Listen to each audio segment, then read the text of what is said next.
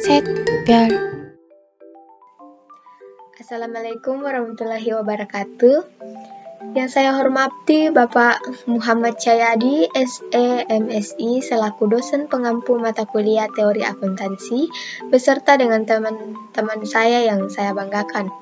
Puji dan syukur kita panjatkan kehadiran Tuhan yang Maha Kuasa sehingga pada kesempatan kali ini kita masih diberikan kesehatan.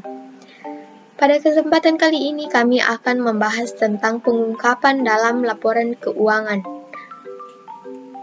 Untuk itu, perkenalkan kami dari kelompok 6. Saya, Leoni Rangga Singkali, selaku moderator, bersama dengan rekan saya, Dita Armin, Sintike Elsie Tandilino, Gabrielisa Datu, dan Kiki Anggraini sebagai pemateri. Baiklah, kita masuk dalam pemaparan materi yang akan dibawakan oleh rekan-rekan saya. Saya persilakan pemateri untuk membawakan materinya.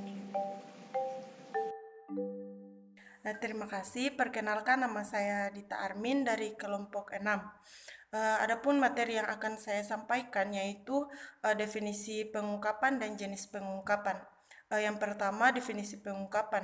Pengungkapan dalam laporan keuangan adalah bentuk penyampaian informasi dalam laporan keuangan yang dibutuhkan untuk optimalisasi kebutuhan operasi pasar modal yang efisien kepada pihak-pihak yang membutuhkan berupa pembahasan dan analisis, manajemen, catatan kaki atas laporan keuangan, dan laporan pelengkap lainnya.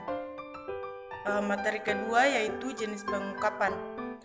Menurut Khairiri dan Ghazali, terdapat dua jenis pengungkapan. Yang pertama, pengungkapan wajib. Pengungkapan wajib adalah pengungkapan informasi yang diwajibkan oleh peraturan yang ditetapkan oleh suatu badan otoriter. Yang kedua, pengungkapan sukarela. Pengungkapan sukarela adalah pengungkapan informasi yang tidak diharuskan oleh peraturan yang ditetapkan, tetapi diungkapkan oleh entitas karena dianggap relevan dengan kebutuhan penggunanya. Terima kasih. Baik, terima kasih atas kesempatan yang diberikan kepada saya. Di sini saya akan memaparkan materi mengenai tujuan laporan keuangan. Menurut Syahrir et al., tujuan pengungkapan dalam laporan keuangan ada 7. Yang pertama, memberikan informasi yang bermanfaat bagi investor, kreditor, dan pemakai lainnya dalam mengambil keputusan secara rasional. Kedua, memberikan informasi untuk membantu investor, kreditor, dan pemakai lainnya menilai jumlah, pengakuan tentang penerimaan kas bersih. Ketiga, menyediakan informasi tentang sumber-sumber ekonomi suatu perusahaan. Keempat, menyediakan informasi tentang hasil usaha atau performance keuangan suatu perusahaan selama satu periode. Kelima, menyediakan informasi yang bermanfaat bagi manajer dan direktur sesuai kepentingan pemilik. Yang keenam, untuk membandingkan antar perusahaan dan antar tahun, untuk menyediakan informasi mengenai aliran kas masuk dan kas keluar di masa mendatang. Dan yang ketujuh yaitu untuk membantu investor dalam menetapkan return dan investasinya. Baik, terima kasih atas kesempatan yang diberikan kepada saya. Perkenalkan, nama saya Gabrielisa Datu. Di sini saya akan membawakan materi yaitu metode pengungkapan dan tujuan dan fungsi pengungkapan. Yang pertama itu metode pengungkapan. Metode pengungkapan tersendiri itu terdapat 7 metode. Yang pertama itu post statement, yang kedua catatan kaki, yang ketiga penjelasan dalam kurung, yang keempat istilah teknis, yang kelima lampiran, yang keenam komunikasi manajemen, yang ketujuh catatan dalam laporan auditor. Yang kedua itu tujuan dan fungsi pengungkapan. Adapun tujuannya yaitu untuk menyediakan informasi yang signifikan dan relevan kepada pemakai laporan keuangan untuk membantu mereka mengambil keputusan dengan cara yang mungkin dengan pembatasan waktu manfaatnya harus melebihi biayanya. Yang kedua itu fungsinya. Secara umum, pengungkapan atau disclosure berfungsi untuk menyediakan informasi yang dipandang perlu, untuk mencapai tujuan pelaporan keuangan, dan untuk melayani berbagai pihak dan mempunyai kepentingan yang berbeda-beda. Sekian materi dari saya, terima kasih.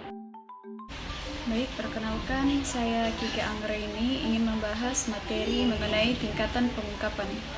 Menurut Carreri dan Ghazali, luas atau tingkatan pengungkapan ada 3. Yang pertama, pengungkapan yang cukup atau adequate disclosure. Pengungkapan yang cukup merupakan pengungkapan yang mengandung jumlah minimal pengungkapan sesuai tujuan pelaporan keuangan agar tidak menyesatkan pengambilan keputusan. Yang kedua, pengungkapan yang wajar atau fair disclosure.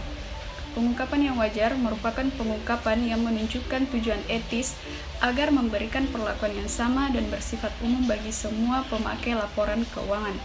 Kemudian yang ketiga, pengungkapan yang lengkap atau full disclosure.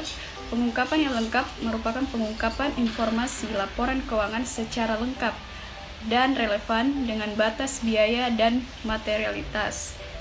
Selanjutnya yaitu contoh pengungkapan dalam IFRS. Yang pertama, kas dan bank, yang kedua hutang, yang ketiga piutang, yang keempat fixed asset, yang kelima intangible asset, yang keenam persediaan, dan yang ketujuh modal.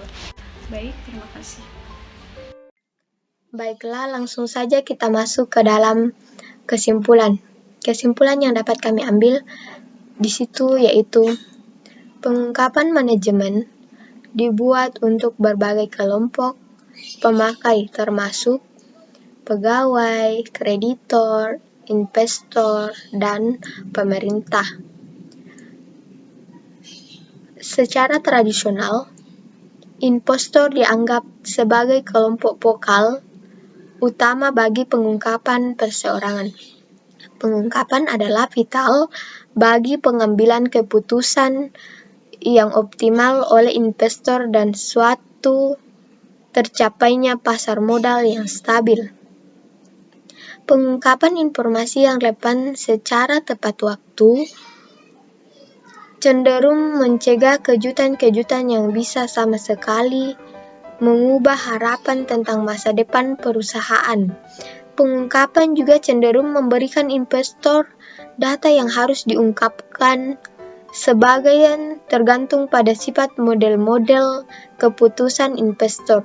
Jumlah data yang diungkapkan cenderung ditemukan oleh standar-standar seperti investor dan keandalan. Baiklah, sekian pemateri dari kami, kurang lebihnya mohon dimaafkan. Terima kasih.